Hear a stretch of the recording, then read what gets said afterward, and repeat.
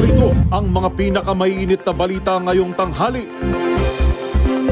Dating Pangulong Rodrigo Duterte, inaresto ng Philippine National Police paglapag sa NAIA mula Hong Kong.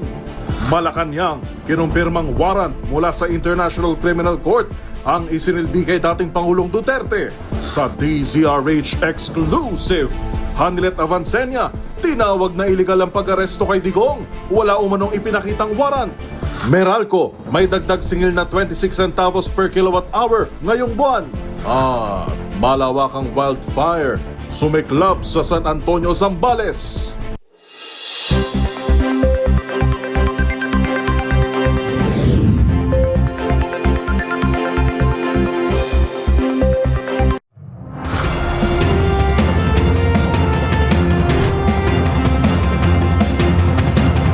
Bawat balita, makabuluhan. Bawat kwento, makapangyarihan. Boses ng Pilipino para sa Pilipino. Live mula sa MBC TV Studio. MBC TV Network News.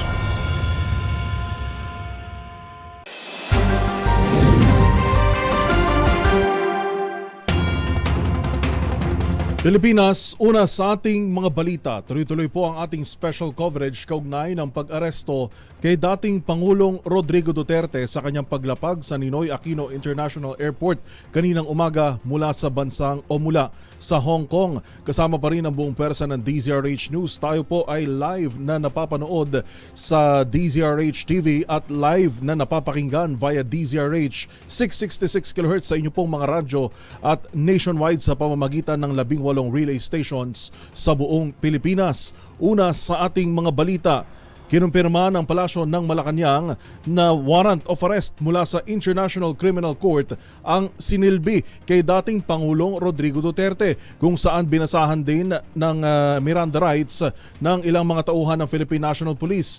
Narito ang report ni Ms. Leth Narciso. Kinumpirma ng Malacanang ang arrest warrant laban kay dating Pangulong Rodrigo Duterte. Sa isang pahayag na inilabas ng Presidential Communications Office, sinabing kaninang madaling araw natanggap ng Interpol Manila ang official copy ng warrant of arrest mula sa International Criminal Court. Binanggit sa statement na dumating ang dating Pangulo at kanyang grupo kaninang alas 9:20 ng umaga sa Maynila mula sa Hong Kong sakay ng Cathay Pacific Flight CX-907. Sa kanyang pagdating, inihain daw ng Prosecutor General ang ICC notification para sa isang arrest warrant kay Duterte para sa krimen laban sa sangkatauhan. Ayon sa palasyo, ang dating Pangulong Duterte at ang kanyang grupo ay nasa mabuting kalusugan. Sinuri rin daw ito ng mga doktor ng gobyerno at sinigurong siya ay nasa maayos na kalagayan. Tiniyak rin na ang mga opisyal ng PNP na nagpatupad ng warrant ay may suot na body camera. Sa ngayon ay nasa kustodiya na umano si dating Pangulong Duterte ng mga kinauukulan, subalit hindi partikular na binanggit kung nasaan o anong ahensya ang may hawak sa kanya. Para sa MBC TV Network News, ito si Leth Narciso, una sa Pilipinas, una sa Pilipino.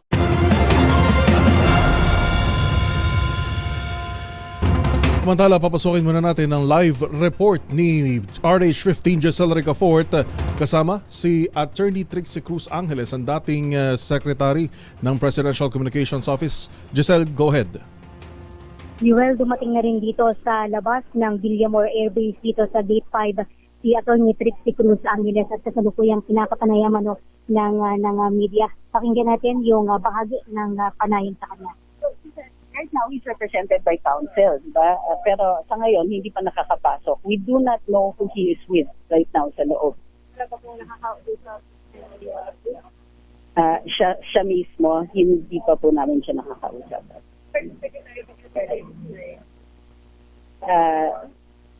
He is not with him. He is inside, but he is not where the former president is. We do not know the state right now. What should happen next is that the whatever warrant, assuming that there is one, will have to pass to court in a procedure that is similar to an extradition. Kailangan po muna yan doon this nonsense about flying him out immediately of the country will be a violation of our own sovereignty. If the president allows that, so I cannot confirm that, but we will address that rumor as though it were confirmed. Kasi nga, it might be used against him. Assuming that there is such a plane, assuming that the rumor is true, then that would be violative of our sovereignty. It must be only a local court, only a Philippine court will have jurisdiction over his person.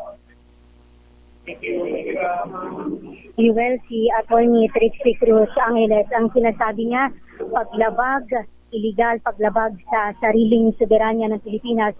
Kung totoo man yung mga rumor na kanilang naririnig na ililipad ang dating Pangulong Rodrigo Duterte patungo doon sa punong tanggapan ng International Criminal Court. Ang sinasabi niya, wala nang jurisdiksyon ang International Criminal Court sa Pilipinas, kaya't nakapagtataka kung bakit pinayagan na arestuhin ang dating Pangulong Digong.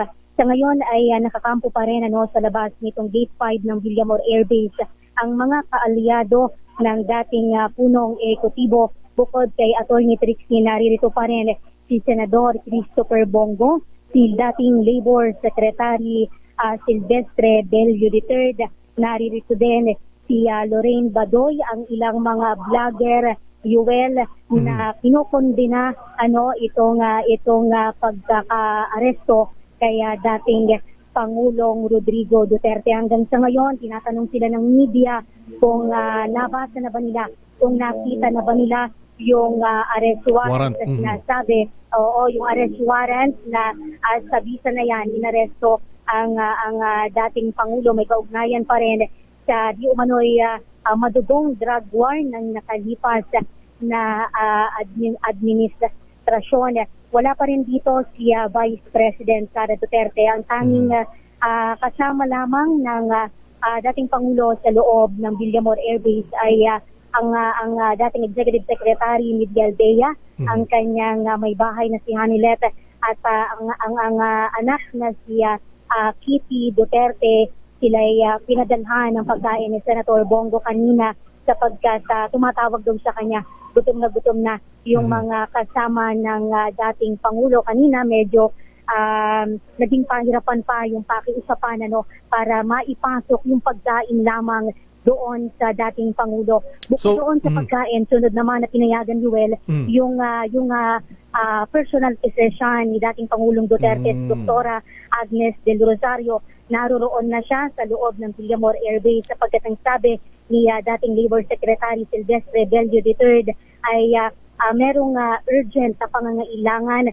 para mabigyan ng medical assistance ang dating Chief Executive sapagkat sa Hong Kong pangalang, ang binabanggit niya kanina ay umiinda na ng matinding pananakit ng kanyang likuran ng dating Pangulong Digong. Kanina, napamura naman sa panayam ng media si Duterte Youth Party List Ronald Cardema nang tanungin kung nang siya'y mapatanong kung bakit nga ba maging sila daw ay nagtataka kung bakit dito sa Villamor Air Base kinala ang dating Pangulo. Ang ibig sabihin daw ba nun?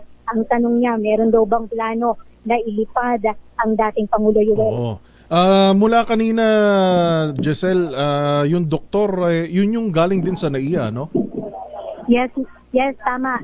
Kasama siya ni Senator Bongo kanina, si Doktora Agnes Del Rosario, na pawang binawian ng airport pass kanina. Kaya hindi sila nakasalubong ng personal sa dating Pangulo at sumunod na lamang dito sa pinagdalhan sa kanya sa Villamor Air Base. Kaya lang ang maliban doon sa kanyang physician, sila Senator Bongo, ay ongoing pa rin yung kanilang pag-usapan upang makapasok at personal na makita ang dating Pangulo, Yuel. So far, Giselle, dun sa... matanong ko lang to. Yung huling update mo kanina na pinapasok sina Senator Bongo dun sa may...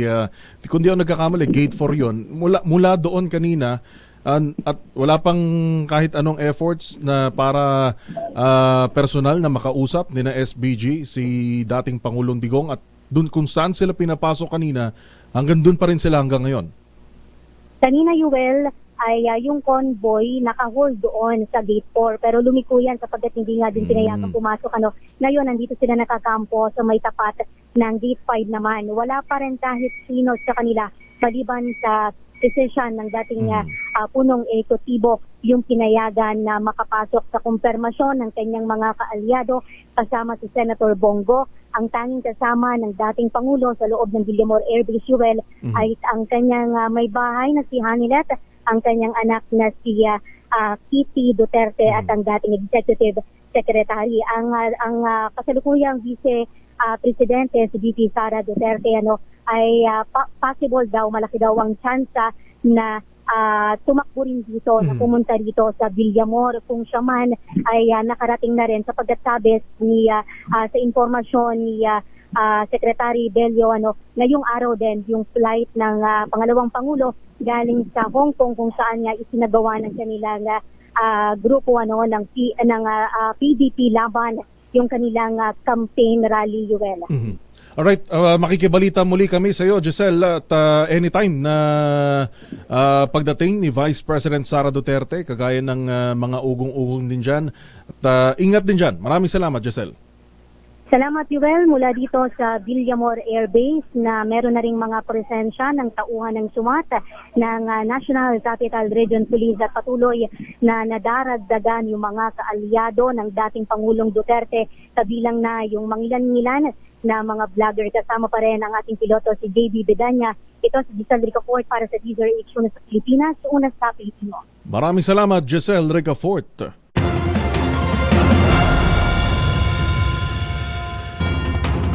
Samantala, sobra pa sa martial law ang ginawa sa kanya.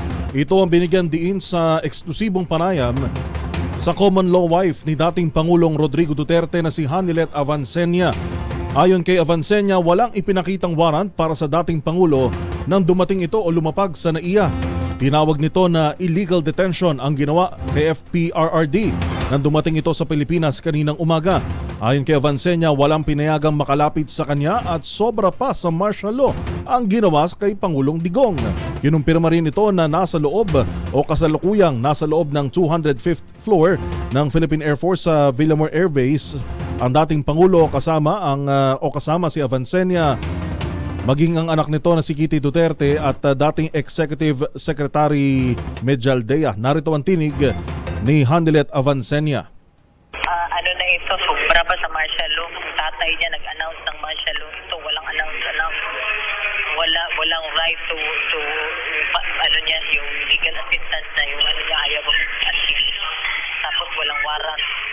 Legal detention na ito. Ang tinig ni Hanilet Avancenia, ang common law wife ni dating Pangulong Rodrigo Duterte sa eksklusibong panayam ng DZRH.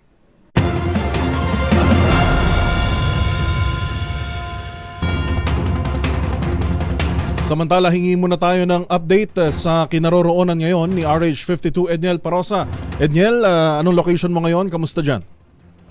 Magandang tanghali, Well. Nagsalita na rin hukbong pangimpapawid sa pagdala na inarestong sa ex-President Rodrigo Duterte sa Villamor Air Base. Matapos na siyang damputin ng Interpol at ng PNP kaugnay ng umano'y crimes against humanity. Ayon kay PAF spokesperson Colonel Bon Castillo, normal na dalhin sa secured military base ang mga important personality na kailangan ng air movement pa. Pero hindi kinumpirma ni Castillo kung ililipad nga ba itong dating Pangulo sa ibang bansa mula sa headquarters ng PAF sa lungsod ng Pasay. Dinala sa Villamor si Duterte matapos salubungin ng Interpol at ng Criminal Investigation and Detection Group sa NAIA Terminal 3 kung saan siya bumaba galing sa isang event sa Hong Kong. Kabilang sa mga umugong na paglilipatan kay FPRRD ay ang PNP headquarters, pero sa halip siya ay diniretso sa PAF Air Base. Samantala, nakabantay pa rin tayo rito sa Campo Crame kung saan gwardyado ng Headquarters Support Service o HSS itong tapat ng PNP Custodial Facility kung saan karaniwang dinadala itong high-profile personalities na madadakip na pulisya. Nakapost na rin ng Civil Disturbance Management Units mula sa iba't ibang lugar at pumasok sa PNP Ongval kung saan karaniwang landingan ng choppers na lumalapag sa Crame. Pero wala pang kumpirmasyon ng otoridad. Lalo na itong PNP kung dadalhin ba rito si FPRRD o ililipad pa sa ibang bansa mula sa Villamor. Nauna nang ipinaliwanag ng pambansang pulisya na kahit hindi na miyembro ng International Criminal Court ng Pilipinas, tungkulin pa rin itong tumulong sa Interpol bilang member police unit, bagay na nangyari na nga ngayong Marso 11. Ito si Edniel Barroso, nag-uunat para sa DZRH. Una sa Pilipinas, una sa Pilipino. Maraming salamat, Edniel Parosa.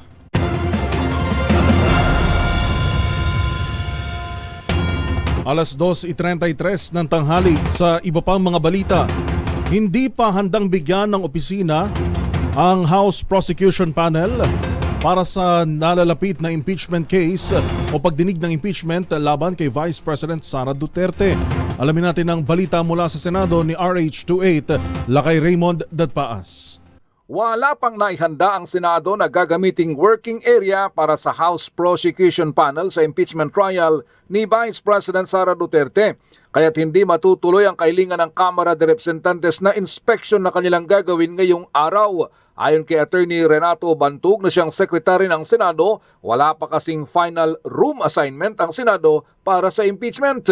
Sinabihan na umano niya si House Secretary General Reginald Velasco at pumayag na i-reschedule ang pag-i-inspeksyon. Sabi ni Bantug, may request ang Kamara kung maaari na silang makapag-inspeksyon bukas araw ng Miyerkules. Sasabihan sila ngayong araw kung kaya ng schedule at maaari nang mag-inspeksyon bukas. Nauna nang hiniling ng Kamara de Representantes sa Senado na maglaan ng working area para sa prosecution team at support group sa impeachment ni Vice President Sara Duterte. Sa panig ng Senado ay matatandang ipinalabas ni Senate President Francis Chis Escudero ang Special Order 2025-015 para maghanda ang makukulang opisina ng Senado na magsisilbing impeachment court. Sinabi ni Escudero na kailangan maorganisa ang mga tanggapan sa Senado na magsisilbing administrative staff sa isasagawang impeachment trial.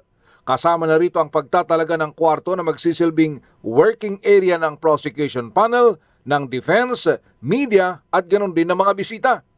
Wala itong pinag-iba sa dating setup ng impeachment trial ni dating Supreme Court Chief Justice Renato Corona Jr.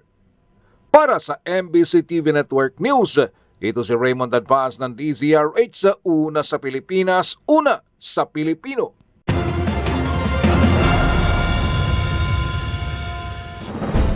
At sa atin pong pagbabalik, guro patay matapos pagsasaksakin ng kanya mismong asawa sa mismong faculty room ng isang eskwelahan sa Las Piñas. At iba pa pong update sa pag-aresto kay dating Pangulong Rodrigo Duterte paglapag nito sa NAIA sa bisa ng arrest warrant na inilabas ng International Criminal Court. Lahat ng yan sa pagbabalik ng MBC TV Network News dito pa rin sa DZRH TV at DZRH Radio.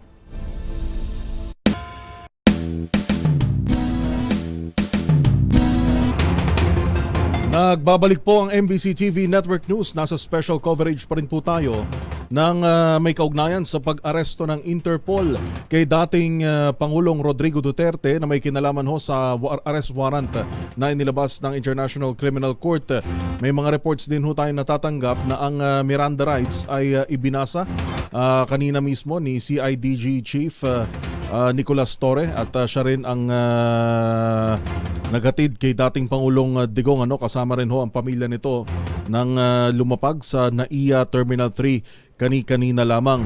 Sa updates ho na inilabas ni Kitty Duterte sa kanyang Instagram account ay kita ho ang kasalukuyang pagsailalim ni dating Pangulong Digong sa pagba-blood pressure. Kasalukuyan din na binibigyan ng atensyong medikal si dating Pangulong Rodrigo Duterte na kasalukuyan pong nandyan sa Villamor Air Base sa Pasay City. Hindi pa malinaw, hindi pa rin makalapit ang ilang mga kaalyado ni dating Pangulong Digong na si Senator Bongo, gayon din ang ilang mga kilalang vlogger na malapit sa dating Pangulo. Sa report po kanina ni RH15, Giselle Ricafort ay may mga ugong-ugong na malakas ang tsansa na bumisita rin dyan si Vice President Sara Duterte. Matatandaan nyo po si VP Sara at si dating Pangulong Digong ay magkasama sa rally sa Hong Kong na dinaluhan ng mga OFWs. Mapapakinggan ba natin yung bahagi ng video na ipinost ni Kitty Duterte sa kanyang Instagram account? Habang hinihahanda po yan ay naglabas ng pahayag kanina lamang si dating Executive Secretary ng Duterte Administration na si Salvador Panelo, kung saan sinabi nga po na unlawful arrest at hindi raw pinayagan na makalapit ang kanyang mga abogado. At giit pa ni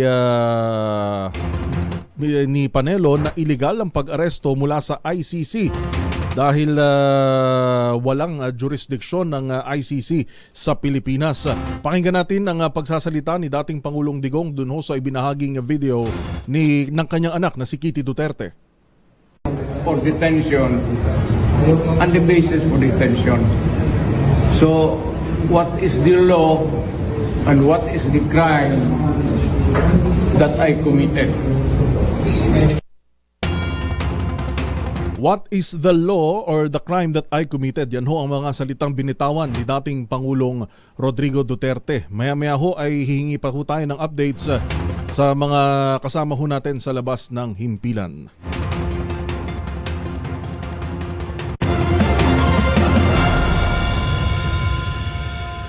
Sa oras na 12:46 ng tanghali, sa iba pa mga balita, patay matapos pagsasaksakin ang isang guro ng kanya mismong asawa sa loob ng faculty room ng isang eskwelahan sa Las Piñas. Ang balita tinutukan ni Dustin Bayog. Nasawi ang isang guro ng Lydia Aguilar National High School sa Barangay Almansa 2 sa lungsod ng Las Piñas nang pagsasaksakin ito ng kanyang asawang suspect sa loob pa mismo ng faculty room. Kinilala ang biktima na si Rose Dizon, public school teacher at 51 anyos, at ang suspect na si Dennis Dizon, 38 anyos na taga Cavite, kung saan na-recover sa kanyang isang kitchen knife na may habang 12 pulgada. Base sa investigasyon ng kapulisan, nangyari ang insidente dakong alas 8:45 ng umaga kahapon, kung saan sinamantala ng suspect ang break time ng paaralan upang puntahan ang asawa nito sa faculty room at doon naganap ang pananaksak. Yun nga, nung bandang 8:45 during recess, lumalabas na inabangan yung matapos yung klase at nung pagpunta ng teacher sa faculty, doon niya pinuntahan at doon na numpisan ang pagpatay sa pamamagitan ng saksak. Agad namang sinakloloan ng guro at dinala sa Alabang Medical Hospital at bandang alas 9:47 ng umaga ay dineklara na itong patay. Lumalabas din sa investigasyon na 13 taong kasal ang guro at ang suspect, pero 1 taon na rin itong hiwalay. Maaari nagugat ang krimen na makita di umano ng suspect ang biktima na may kasamang ibang lalaki na karaang taon. At ayon sa panayam sa kanya, ay hindi raw ito nagsisisi sa kanyang ginawa at umamin din na gumagamit ang ipinagbabawal na marijuana. Sa ngayon, nasa kustodiya na ng Las Piñas Police Station ang suspect at maaaring maharap sa kasong parricide. Para sa MBC TV Network News, ito si Dustin Bayog ng DZRH TV. Una sa Pilipinas, una sa Pilipino.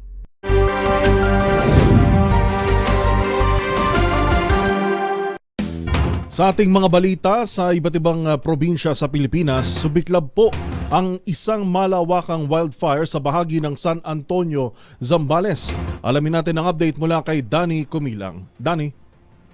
Isang malawakang wildfire ang naganap sa Purukuan, Barangay Pundakit, San Antonio, Zambales, kung saan nasilayan ng mga residente ang nakakasilaw na liwanag mula sa apoy ng mabilis na kumalat mula sa kabundukan pababa sa nasabing lugar. Ayon sa ilang residente, nagsimula ang sunog kahapon pa at hindi inakalang tatagal ito ng ganito katindi. Marami ang nanghihinayang sa insidente lalo na't ang kabundukang ito ay sa umano sa mga kilalang tanawin sa lugar at madalas gawing background sa mga larawan. Bukod sa pagiging attraction, kilala rin ang lugar bilang pinaguhulihan ng usa at baboy ramo ng ilang mga ngaso ayon sa mga nagkomento sa viral na sunog sa lugar. Sinabi ng ilang netizen, may mga nakaabang namang bumbero sa baba ng bundok, subalit hanggang dun lamang sila at normal naman daw na magkaroon ng wildfire dito sa Zambales, lalo na kapag sobrang init at tuyong-tuyo na ang mga dahon. Sa ngayon, patuloy nating sinusubukan kumuha ng opisyal na ulat mula sa Bureau of Fire Protection, BFP sa Zambales upang matukoy ang sanhi ng sunog at kung sino ang posibleng responsable rito, pati na rin ang lawak ng pinsalang iniwan ng insidente. Para sa MBC TV Network News, Danny Kumilang, RH37, una sa Pilipinas, una sa Pilipino. Isang content creator o vlogger naman sa Iloilo ang sugatan. Nagtamo ng second-degree burn matapos paliguan ang sarili ng gasolina at silaban ang sarili. Alamin natin ang detalye ng balitang yan kay Aine Grace Bravo. Nagtamo ng second-degree burn ng 38 anyos na content creator sa bayan ng Kalinog, Iloilo na uminom at naligo ng gasolina at sinilaban ng sarili. Ayon kay Boy Negro, ginawa niyang nasabing stunt para sa Facebook content. Isang buwan pa lang anya siyang nagbablog matapos hinikayat ng kanyang bayaw at nakita niya rin sa ibang content creators. Inamin ni Boy Negro na nagpaalam siya sa kanyang misis na magko-content siya ng gasolina ngunit hindi pinayagan dahil na delikado. Nang nakaalis ang misis papuntang trabaho, ginawa ni Boy Negro ang content. Walang plano na magpa-ospital si Boy Negro ngunit dahil sa sobrang sakit na naramdaman, napilitan siyang magpa-ospital at patuloy na ginagamot sa ngayon. Sinabi ni Boy Negro na napagtanto niya na mali ang kanyang ginawa ngunit hindi siya titigil sa pagiging content creator. Sa susunod anya, hindi na siya gagawa ng delikadong content at kakain na lang ng mga insekto. Bago na ospital, may video rin si Boy Negro na kumakain ng baga, uod na palaman ng tinapay, detergent bar at detergent powder at uminom ng bleach. Para sa MBC TV Network News, ito si RH39, Aini Grace Bravo para sa DZRH, una sa Pilipinas, una sa Pilipino.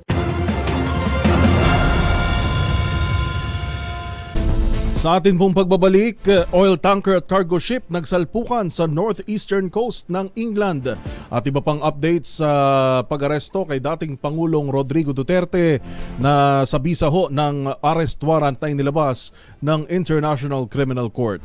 Yan at iba pa sa pagbabalik ng MBC TV Network News dito pa rin sa DZRH Radio at DZRH TV. Oras po natin 12:52 ng tanghali. Balitaan, oras natin 4 na minuto bago mag-alauna ng hapon. Magsasagawa ng live fire drills ang Philippine Fleet malapit sa Baho de Masinloc. Alamin natin ang update mula kay RH52, Edniel Parosa. Edniel.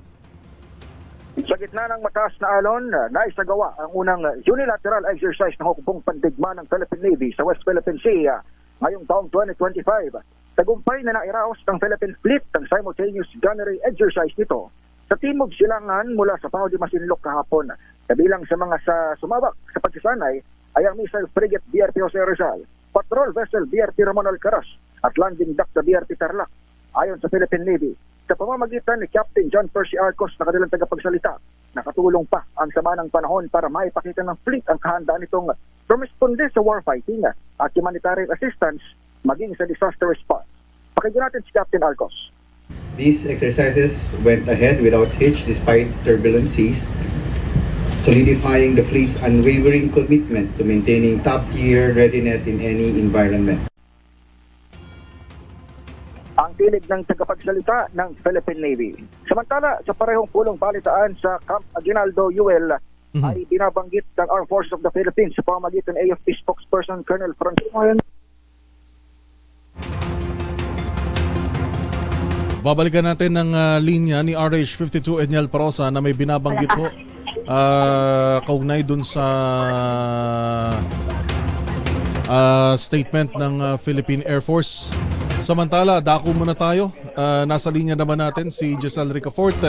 Alamin natin ang pinakahuling update sa Villamor Air Base. Giselle?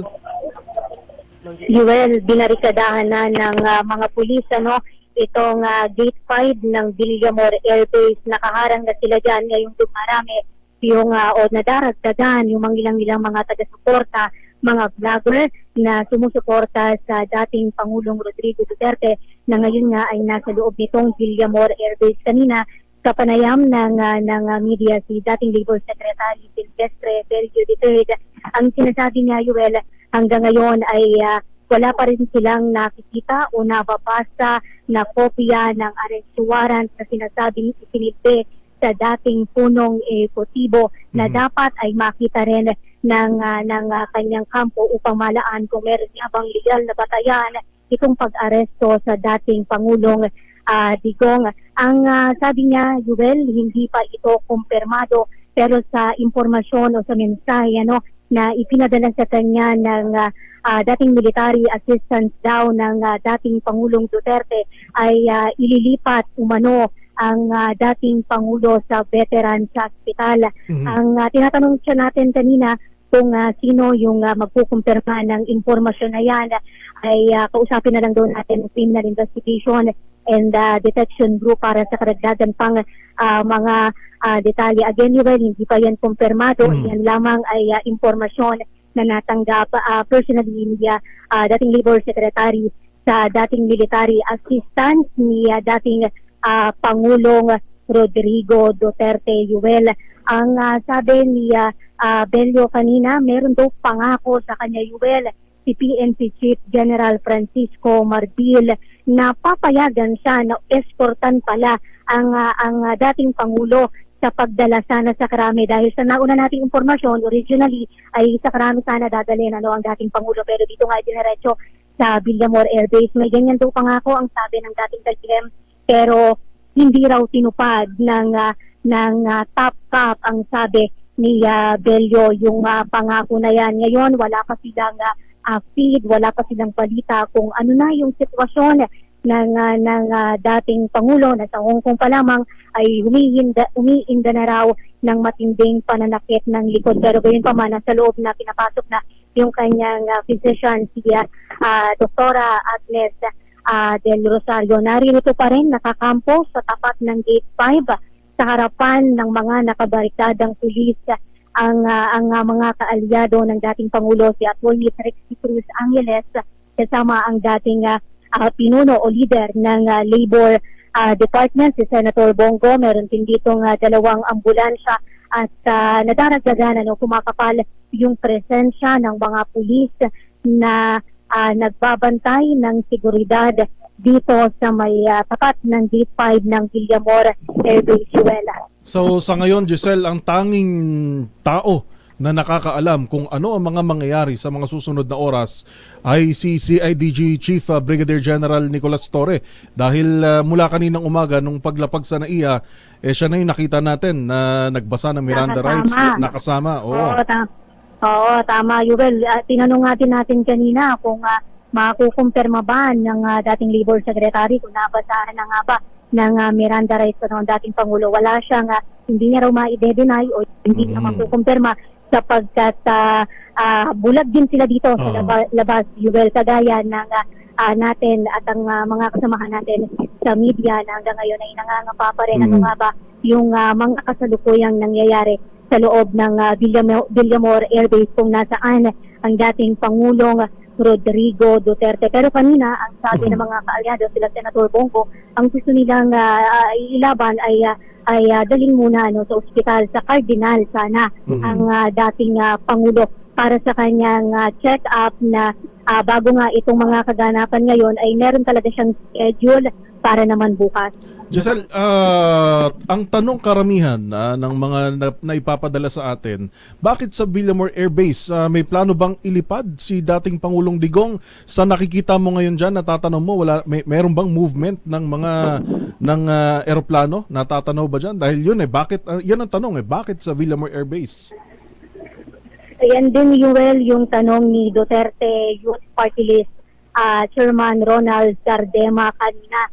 Maging sila daw ng mga kaalyado ng dating Pangulo ay nagtataka sapagkat bakit nga raw dito dinala sa Villamor Air Base ang dating Pangulo. At nga kanina, bakit meron bang balak na ilipad ang dating Pangulo sa punong tanggapan ng International Criminal Court? Sa ngayon, Yuel, walang makakasagot niyan maliban doon sa mga otoridad na kasama ng dating Pangulo sa loob nitong Villamor Air Base, Yuel. Panghuling tanong na lang, Giselle, si Senator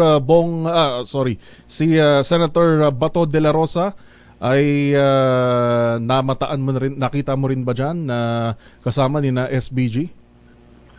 Yuel, malikot yung mata dito. Wala pa ako ang pinakahuli na dumating si Atty. Trixie Cruz Angeles kanina. Siya yung huli natin na alay ng dating administrasyon na nakita dito at nakapanayam ng media at ng isang update ni dating Labor Secretary Bello Duterte. Pero kasiban sa kanila, wala pa, Yuel, ay kinukulit din natin ang dating Kalilem na kung may impormasyon na ba, patungo na ba dito sa Villamor ang anak ng dating Pangulo si Vice President Sara Duterte. Wala pa rin siyang maibigay sa atin, Yuel, na update kaugnay ng bagay na yan. Maraming salamat sa update, Giselle Ricafort, at ingat dyan.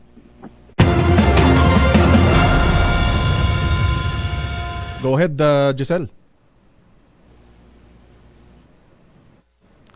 Alright, live mula sa Villamor Air Base sa Pasay City, naghatid ng update sa atin si RH-15 Giselle Ricafort. Siya po ang nakatutok dyan magmula sa VIP VIP parking ng Ninoy Aquino International Airport kanina at sinundan ng convoy ni dating Pangulong Digong Duterte kasama ang kanyang pamilya patungo dyan sa Villamor Air Base. And of course, kasama pa rin si Edniel Parosa sa side naman ng PNP, AFP at kanina nakasama din natin si Sherwin Alfaro sa Ninoy Aquino International Airport.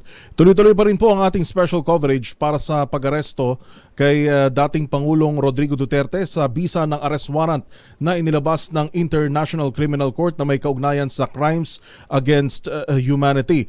At subaybayan niyo po ang aming pagpapatuloy ng coverage sa aming social media sites, ang DZRH News Facebook at DZRH News X o dating Twitter, gayon din po sa aming YouTube channel.